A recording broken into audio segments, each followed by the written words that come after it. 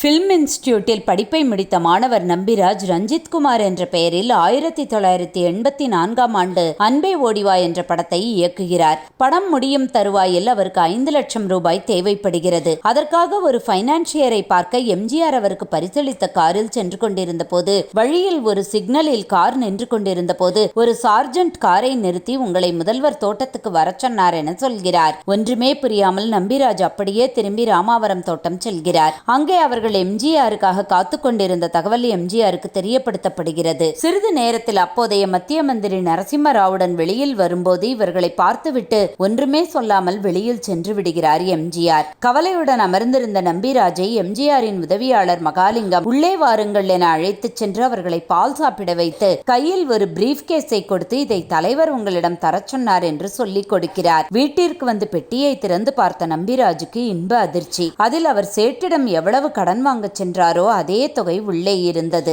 இதென்ன அதிசயம் என இதயம் கசிந்து நெக்குருகி கேட்காமலேயே உதவி செய்த அந்த 8வது வள்ளலை வாழ்த்தினார் ரஞ்சித்குமார்.